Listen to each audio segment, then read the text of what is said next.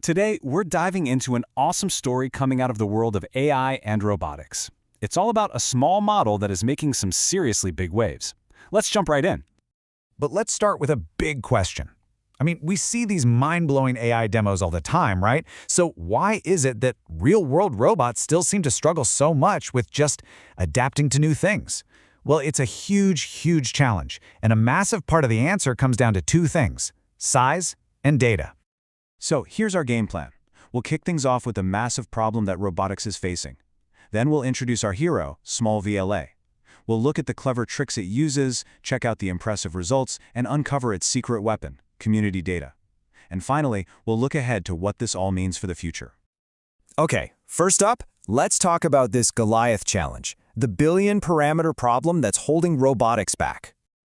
You see, most of the top-tier models that let a robot see the world, understand our language, and then actually do something, we call these VLA models, are just unbelievably enormous.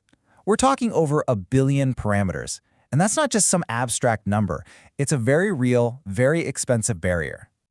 This lays it out perfectly. On one hand, you have the old way of doing things. Gigantic models that cost a fortune to train, running on secret, proprietary data, and needing crazy expensive, specialized hardware. But to really move forward, the entire field needs to shift. We need efficient models, affordable training, open source code so everyone can build on it, and the ability to run this stuff on hardware that normal people can actually get their hands on.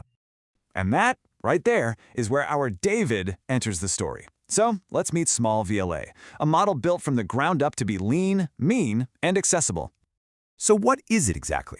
Well, to put it simply, SmolVLA is a vision language action model that is small, it's fast, and it's built entirely on data from the community. The whole point is to slash the crazy costs of building and running these things without, and this is key, without giving up on performance. And this is where it gets really interesting, because every feature here is a direct answer to the problems we just talked about. It's tiny, just 450 million parameters. It runs on regular hardware, like a consumer GPU you might have in your gaming PC. It's trained on public data that everyone can access. It's totally open source, which helps the whole community move forward. And here's the kicker. It performs on par with models that are literally 10 times its size. Okay, so how on earth does it pull that off? How can something so small be so powerful? Well, let's get into SmolVLA's very clever tricks.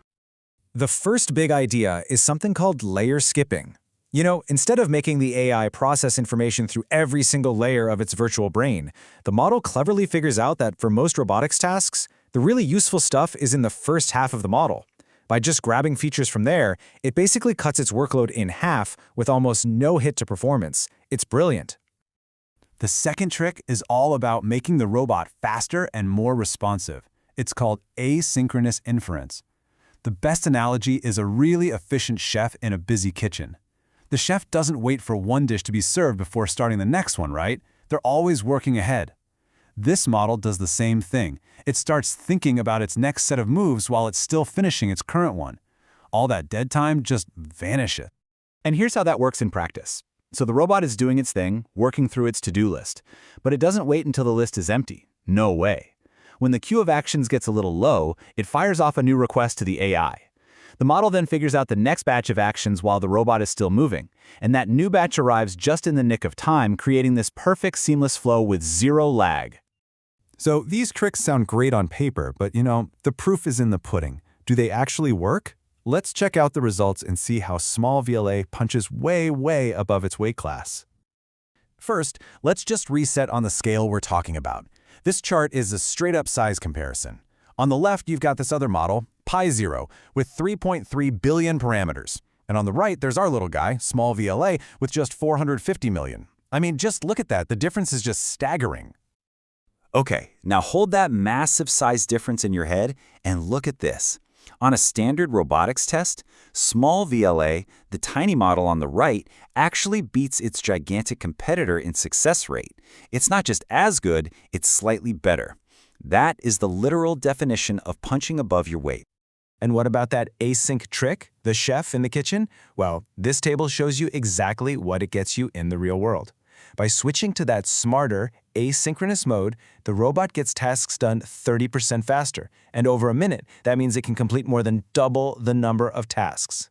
It's not just about being smart, it's about being incredibly efficient with your time. So we've got a small model with some really smart tricks. But there's one more piece to this puzzle. And you know what? It might just be the most important part of the whole story. It's about solving the data island problem. You see, unlike AI that learns from text or images, which can basically scrape the entire internet for data, robotics data is all chopped up. The researchers put it perfectly in their paper. Every university, every company, every single robot project is basically its own little data island, and getting them all to connect is a huge challenge. SmolVLA's approach was to just embrace this. It was trained on hundreds of different public datasets that were all contributed by the community, effectively building a bridge between all those islands. And what's absolutely wild is that this combined dataset is still way, way smaller than what the giant proprietary models use. It's proof that variety and quality can totally beat sheer quantity. Now you're probably thinking, community data must be messy. And you'd be totally right, but they had another clever trick up their sleeve. They actually used a different AI model to go through and automatically clean up and standardize all the instructions from that noisy data. It's like using AI to help AI learn better. And did all that work pay off? Oh boy, it did it. Just look at this chart. Without pre-training on all that diverse community data, the model's success rate was okay, about 52%.